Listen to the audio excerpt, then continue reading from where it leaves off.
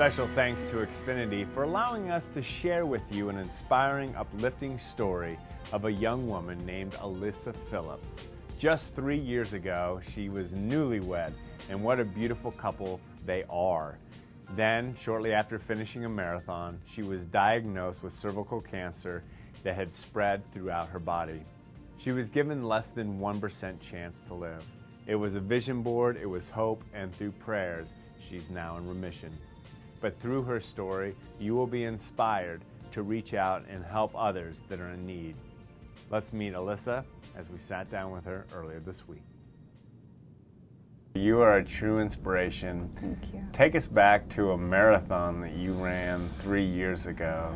Yeah. And how your life changed shortly after. Well, I'll tell you, I've been a runner for a long time, and 6 weeks before I was diagnosed with a very aggressive cancer, I had run my best time in a half marathon. Ironically, I think I actually uttered the words, "I've never felt better."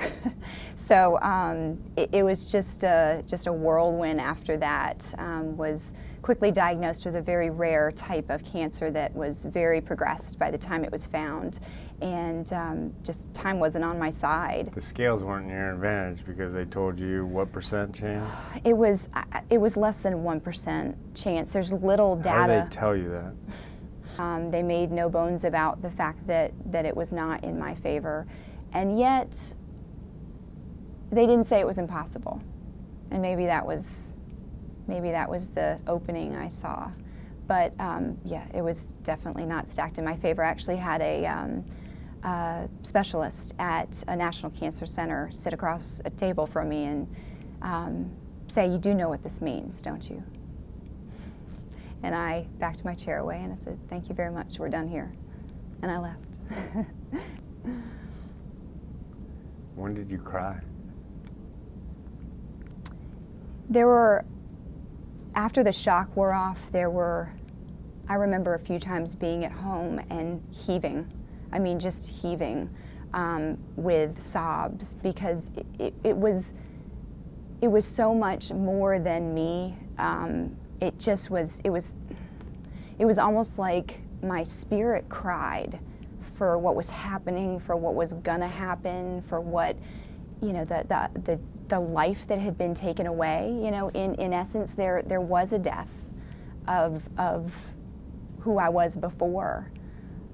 I remember a point walking into the bone marrow unit after my second transplant, and knowing that I was going to have to be in there for at least 10, 14 days, and just willing myself to step across the line because it's a contained unit.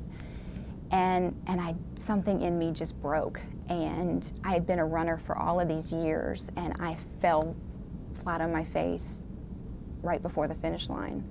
And my husband and my mom, who were there with me, literally just, you know, they picked me up and carried me the rest of the way, because I had run out of what I thought I had to do this, and I just ran out.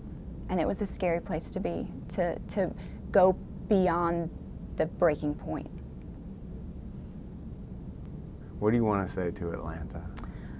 I want to say thank you. The Atlanta community, some people that we didn't even know, reached out in just such amazing, beautiful ways that we will always be forever grateful for. And I really want to challenge and encourage people to just pick up the phone or send an email or a text and to that person that you know is struggling with something, and just say, you know, how can I help you? What can I do? Because the only wrong thing is to say nothing. And, you know, to support. You can be the one that saves a life. You know, you can donate bone marrow or blood or your time to help support research that is literally saving lives, and it saved mine. She gives out so much love, and I thought her advice was right on point. Reach out and ask someone today how you can be helped. You know someone that's in need. Nothing better than just being there as a friend. And then also consider being a blood donor or getting your bone marrow tested so that you may be a match for someone. You can save someone's life. Thanks for tuning in here at Xfinity. You can see our other inspiring stories on Get Local, and you can also watch our show on Xfinity. Simply DVR Conn Jackson, and check out other clips also on our website at conntv.com. Thanks for joining us.